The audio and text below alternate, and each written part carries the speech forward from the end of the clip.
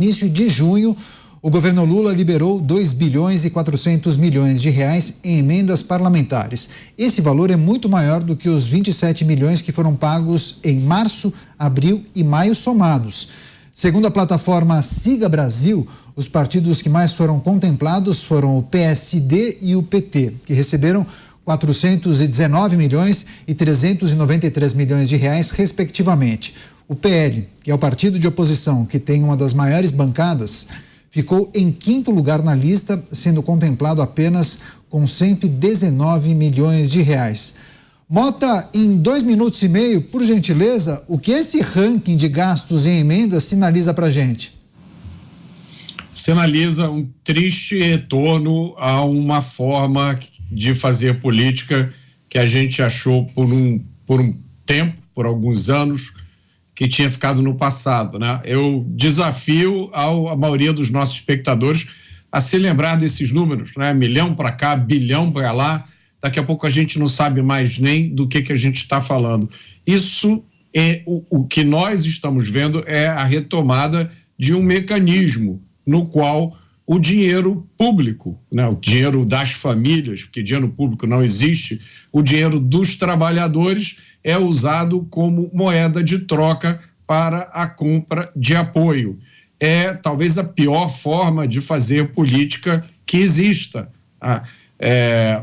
E essa generosidade, né, do governo, o que a gente está vendo é isso, uma generosidade enorme do governo num período de tempo muito pequeno. A explicação é a necessidade de conseguir apoio do Congresso para projetos como, por exemplo, a medida provisória que reestruturou o governo, transformando o governo num monstro de 37 cabeças. Ou seja, é o governo usando o nosso dinheiro para convencer os parlamentares para deixar que o governo gaste ainda mais dinheiro. Essa é a explicação para coisas como o arcabouço fiscal. É como eu falei um pouco antes, é a visão do mundo profundamente errada de que tudo tem que passar na mão do governo, do Estado, aliás, tudo tem que ser responsabilidade do Estado, de que o cidadão precisa ser tutelado desde que nasce até o momento em que ele morre. Todas as escolhas têm que ser feitas pelo Estado, o Estado tem que fiscalizar e cuidar de tudo. E agora, pelo que a gente está vendo, até do que a gente fala e até do que a gente pensa, tudo tem que passar pelo crivo do Estado. Agora vamos destacar a enquete do dia do programa Os Pingos nos Is no portal da Jovem Pan News. A pergunta de hoje é a seguinte: se você puder, inclusive, entre agora no portal da Jovem Pan News, jovempan.com.br, e registre o seu voto, a sua opinião sempre nos ajuda aqui nas discussões sobre os temas mais importantes do dia. Pergunta de hoje: você acredita que o TSE, Tribunal Superior Eleitoral, vai cassar os direitos políticos de Jair Bolsonaro? Essa apreciação vai acontecer no dia 22, essa semana. 53,9% disseram que sim, 46,1% das pessoas que entraram no portal disseram que não. Então, se você puder, entre em jovempan.com.br e registre a sua opinião. Agora seguimos analisando e repercutindo a liberação de emendas parlamentares pelo governo Lula. Tiago Pavinato, as emendas parlamentares são um dispositivo legal, constitucional, mas sempre há algumas análises que podem nos apontar para caminhos que envolvem, inclusive, articulação política. Os partidos que mais receberam nessa última leva foram PSD e que não é nem de direita, nem de esquerda, nem de meio, nem de fundo, nem de alto, nem de baixo. Isso tem alguma conexão com o problema de articulação que o governo tem? Bom, esse é um problema bastante profundo, né? Não é tão simples assim. A gente tem que pensar em 2 tipos de emenda. Primeiro são as emendas, né, orçamentárias, que são um direito do parlamentar para ele alimentar as suas bases. E a gente já tem um primeiro problema aqui. Que problema é esse? O legislador, ele tinha que legislar. Quem tinha que ter dinheiro é o prefeito, é o governador. É quem faz acontecer a administração pública. Ah, mas o senador, o deputado, ele conhece fundo as bases. Então fosse ser prefeito, fosse ser governador. O papel do legislador no Brasil, olha que coisa louca, é mais ser despachante de prefeitura, mais ser presidente de associação de bairros, do que legislar. É por isso que a legislação brasileira é uma merda absoluta. Nós temos uma legislação que nunca foi atendida pela administração, e quando o legislador se mete a fazer o que deveria fazer, que é legislar, piora a legislação anterior, e aí a gente fica com duas legislações, de modo que a nova não revoga a velha, mas se contradiz com a velha em pontos tais que nenhuma e nem outra são mais aplicadas e deixam na mão do judiciário a aplicação de normas por conveniência. E quando não tem norma, a zorra é tão grande que o judiciário acaba inventando norma. Então, o primeiro problema no Brasil com relação às emendas é esse. Por que é que o legislador tem que ter emenda? Quisesse ele administrar, fosse ele ser prefeito ou governador. Quisesse ele cuidar do bairro, fosse ser vereador. Mas não ser deputado federal. É perversa essa forma de distribuição de dinheiro público que vem dos impostos. Dos impostos de quem? Das pessoas e das empresas. Essas pessoas e essas empresas, elas estão no Brasil, mas antes de estarem no Brasil, elas estão nos municípios delas. Elas realizam sua atividade nos municípios. Nós temos pouca tributação municipal, uma tributação estadual relevante, para que o governo federal pegue tudo e faça com que prefeitos e governadores tenham que se ajoelhar para Brasília a todo momento, e com o mecanismo das emendas parlamentares, o legislador, ao invés de legislar, vira despachante. Ainda que virasse um despachante, se tudo corresse bem, Caniato, se todo mundo só pensasse em fazer o bem, estivesse propenso em fazer o bem, a coisa até que teria algum sentido, fora desse sentido torto que é a emenda parlamentar. Mas não acontece isso. O que acontece é, além da corrupção, que eu não vou entrar nessa seara, é que essa emenda parlamentar acaba servindo de dinheiro de campanha, porque é o deputado, é o parlamentar que leva realizações com o seu naco dessas emendas, que vai sair na frente para ser reeleito. Tanto é que toda vez que se fala da ação do Moro, só fazer uma parte aqui, o Moro ele pode ser cassado porque a corrida dele para o Senado não respeitou a paridade de candidatos, as favas com paridade. Em país que admite reeleição, não existe paridade. Muito menos quando eu penso na emenda parlamentar, em que o parlamentar vai ficar levando obrinha, graminha sintética para Campinho, vai ficar levando uma ambulância aqui, vai levar material para o hospital. Não existe paridade. Se já não existe paridade com o Instituto da Reeleição, muito menos, nem em Marte, nós vamos achar a paridade com a emenda parlamentar. Esse é um ponto. O segundo ponto é a emenda do relator, que era o orçamento secreto, que o STF diz que é inconstitucional, só que o Lula ressuscitou de R2 para R9, não podia o secreto, agora ele faz o ultra secreto. Se a emenda parlamentar, que é legal, que é constitucional, não faz sentido nenhum, é ilógica, é perversa, ela é perpetuadora de velhas raposas e clãs na política. Com essa emenda R9, que é o orçamento ultra secreto, a coisa fica ainda pior. E depois nós temos a questão do timing para finalizar. Tudo isso que eu já falei já não faz sentido num Estado democrático de direito? Não faz.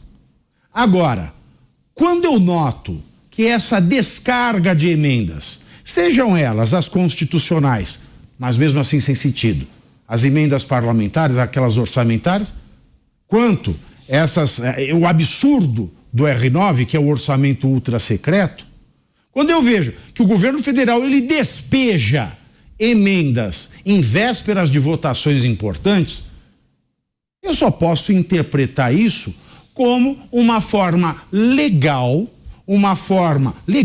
legal dentro do conceito torpe, tosco, que as pessoas têm da legalidade. Porque se você parar para pensar o direito, tudo que é imoral é ilegal.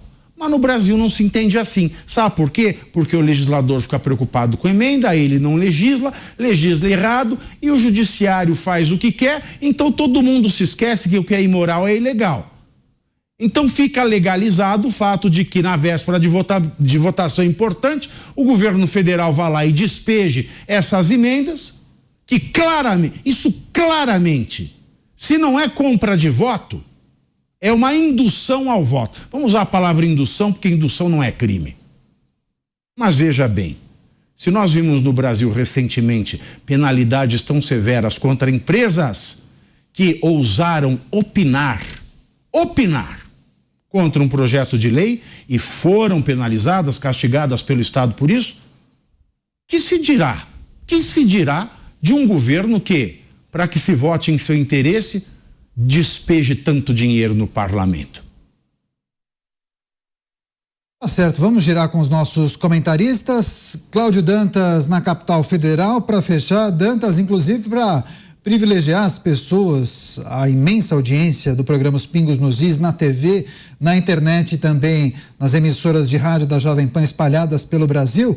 As emendas são usadas também como moeda de troca? Os governos acabam distribuindo mais ou menos emendas dependendo do desafio ou de alguma votação importante?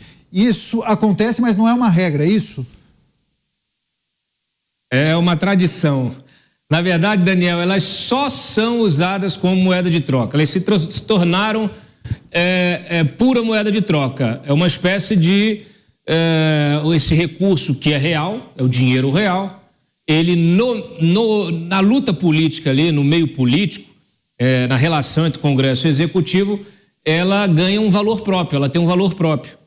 É como se você tivesse aí, como se fosse uma cripto política. Ela tem um valor próprio na disputa política, na barganha política. Basta você ver quem são os partidos mais beneficiados com esses bilhões aí já liberados pelo governo Lula. São os partidos aliados, são os partidos ali, o próprio PT e os partidos que estão satélites, né, do PT, os partidos de esquerda, e os partidos que se aliam ao governo de forma oportunista, melhor dizendo. O PSD, por exemplo, o MDB, é tudo uma questão de negociação. Quanto mais você libera, mais chance você tem de conseguir a aprovação dos seus projetos. Isso, um dia, em algum momento da história, poderia ser chamado de compra de voto, se tornou a cultura, parte do processo político. Eu já disse aqui, vários escândalos do passado hoje são normalizados, eles se tornaram a prática política. E quando você transforma isso em prática legal, fica muito difícil apontar o dedo e dizer, olha, vocês estão fazendo uma coisa imoral. Imoral não é nada, né? Ilegal, ilegal vamos ver, vamos lá no Supremo ver. Tem uma coisa que é muito, que assim, é seminal nesse debate. A confusão institucional que está sendo feita, ela assim, eu não sei se ela tem retorno, se a gente em algum momento do nosso futuro próximo, se a gente vai conseguir desfazer os nós que foram feitos, deslindar esse novelo institucional que nós vivenciamos. Porque é o seguinte, o Pavinato falou muito bem, quem executa o orçamento é o executivo, a menos que a gente mude o regime, vamos para o parlamentarismo, a gente vai mudar as regras do jogo, vamos talvez oficializar algo que já existe na prática, ou que é um né, o chamado semi-presidencialismo, também a gente inventou isso por aqui. O fato é o seguinte, Quem executa é o executivo. Quem quem modela o orçamento e quem direciona para onde vai, onde tem que fazer, é o legislativo. Esse legislador, não basta ele dar a sugestão ali, indicar para onde ele quer que vá o recurso, não. Ele quer ser o dono do recurso, ele quer poder ele administrar o recurso. Então é o seguinte, cidadão, é o seguinte, deputado, senador, que se crie uma lei responsabilizando o senhor e a senhora pela má aplicação desse recurso. Porque é muito fácil você pegar e jogar uma emenda lá para o seu estado, distribuir entre 10, 15 municípios, e aí depois desviam o dinheiro, você fala assim, poxa, eu mandei, mas aí se desviaram, foi um problema lá da prefeitura. A gente sabe, e as investigações já mostraram, essas investigações mesmo sobre o uso das emendas secretas mostram que é tudo um processo amarrado. O parlamentar direciona a emenda já para aquelas prefeituras já ajustadas no esquema, com as empresas que também integram a parceria, aí a prefeitura contrata a empresa superfaturada e o dinheiro superfaturado é distribuído entre os participantes do esquema, a propina distribuída. Agora, se você começa a responsabilizar, porque isso aí tem que ver, até a execução disso, lá na ponta, é muito complicado. Hoje teria até tecnologia para você executar. Mas assim, extrapolando, deixando a extrapolação e voltando aqui para a nossa base legal, se o executivo é que tem a responsabilidade de executar, e você tem o legislativo com a responsabilidade de fiscalizar a execução, se o legislativo se atribui o papel de executar, quem vocês acham que eles vão fiscalizar? Quem é o órgão acessório do legislativo para fiscalizar a execução do executivo? É o TCU, o Tribunal de Contas. Aí o Tribunal de Contas vai fiscalizar o dinheiro da emenda que o próprio deputado mandou.